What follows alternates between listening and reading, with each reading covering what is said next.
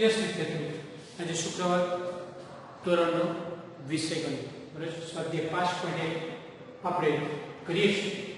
લખી નાખીએ સ્વાધ્યાય 5.1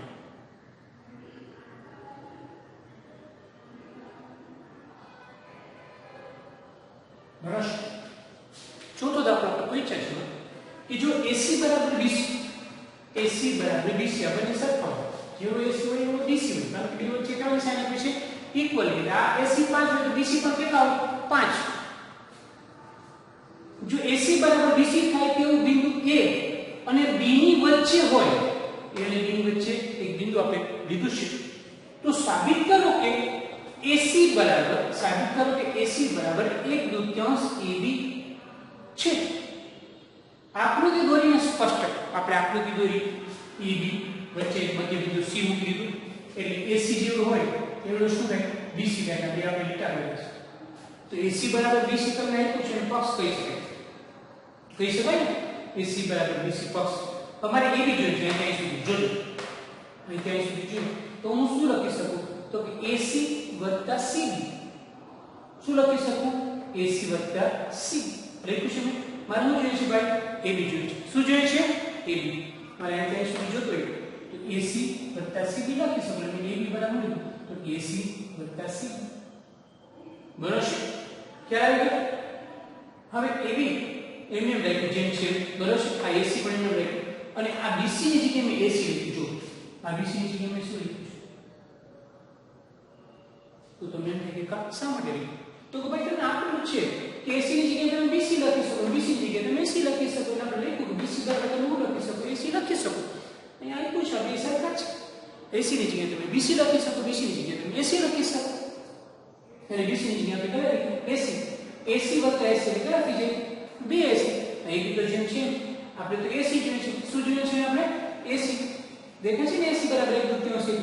તો આ AC પર AB ના છેદમાં જાય, જે ગુણાકાર હોય તો બરાબર છેદમાં ભાગાકાર હોય છે, તો આપણે લખીએ AC બરાબર 1/2 AB. તમને એમ થાય AB ના છેદમાં 2 લખો તો પણ ચાલે, પણ આપણે 1/2 લીધું છે એટલે આપણે 1/2 લખવું પડે. બાકી AB ના છેદમાં 2 લખો તો પણ ચાલે, પણ આપણે શું કીધું છે 1/2 AB આપણે લખી નાખવાનું. AC બરાબર 1/2 AB. શું તમે તો બે પર બરાબર છેદમાં જાય, એટલે 1/2 શું છે બરાબર છેદમાં 1/2. આ સાબિત થયું. એવું છે.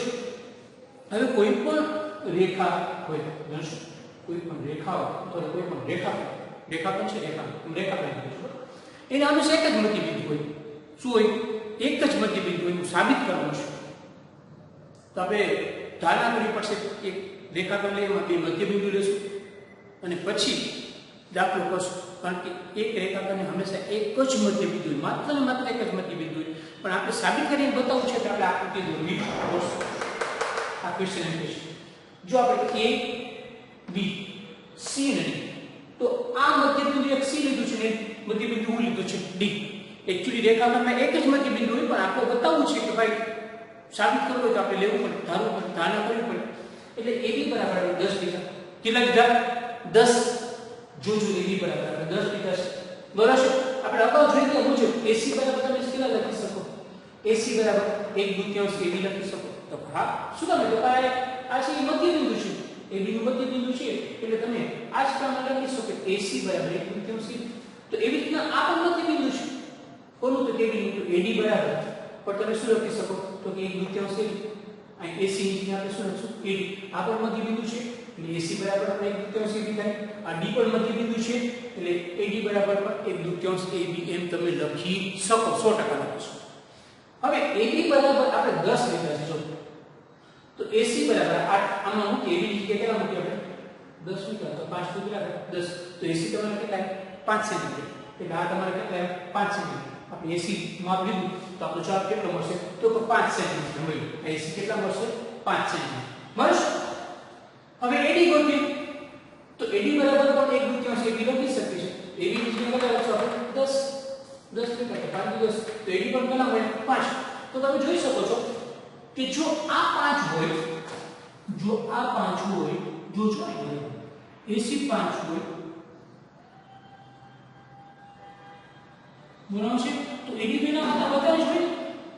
આગળ 5 હોય તો દિવસ કારણ કે એડી તો મોટો છે અને એસી આ નાના છે, એડી મોટો છે, તો આ 5 તો આ 5 હોય એવું શક્ય નથી, કારણ કે એડી છે એ 5 કરતા વધારે જ હોય, પણ આપણે એડી કેટલા આવ્યા 5 જ આવ્યા, એનો મતલબ કે અહીં વિરોધાભાસ મળે, જો એસી 5 હોય તો એડી તો એના કરતા મોટા છે તો વધારે હોવા જોઈએ, છતાં આપણે જવાબ તો સરખો છે, એટલે આપણે અહીં શું મળે છે વિરોધાભાસ મળે છે, આપણે લખી શકીએ. તેથી દરેક રેખાખંડને ફક્ત એક જ મધ્ય બિંદુ હોય છે તેવું સાબિત થાય છે. શું કરે તો ભાઈ એસી છે એ તો નાનો પીરિયડ છે, એસી 5 હોય તો એડી એના કરતા મોટો છે, એના કરતા વધારે હોવું જોઈએ, છતાં બેનો જવાબ તો સરખો હોય તો એ શક્ય જ નથી. એટલા માટે આપણે સાબિત કરીએ, બરોબર. હવે છઠ્ઠો દાખલો છે.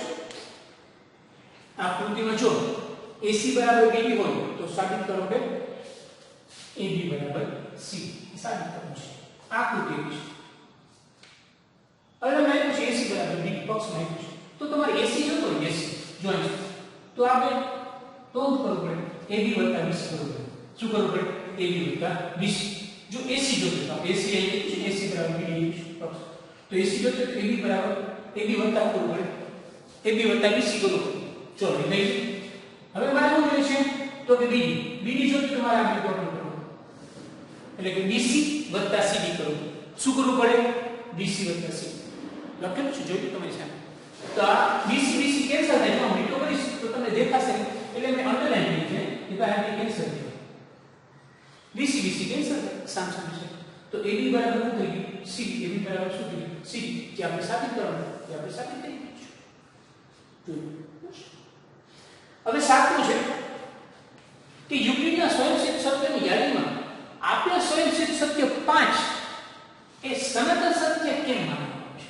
તો આપણે જોઈ ગયા છે સનાતન સત્ય, સ્વયંસિદ્ધ સત્ય 5 જોઈ ગયા છે, તમને કરાવ્યું છે, છતાં આપણે કહીએ જો આખું છે, આનું છે આખું, કોઈ વસ્તુ આખી છે એમાંથી આટલો કટકો બની જે બતાવ્યું છે, તો આમાંથી મોટું કોણ હોય? આ મોટું હોય, ત્યાં મોટું હોય. તમને ખબર છે કે હવે આખું એ મોટું છે, કેના કરતા? તો આના કરતા આખું મોટું હોય. જોઈએ આપણે કે સ્વયંસિદ્ધ સત્ય 5 દર્શાવે છે કે આખું તેના ભાગ કરતા મોટું હોય છે. એનો ભાગ છે આખું છે, એના ભાગ કરતા આખું છે મોટું છે, આ કટકો છે, આ આખું મોટું હોય છે.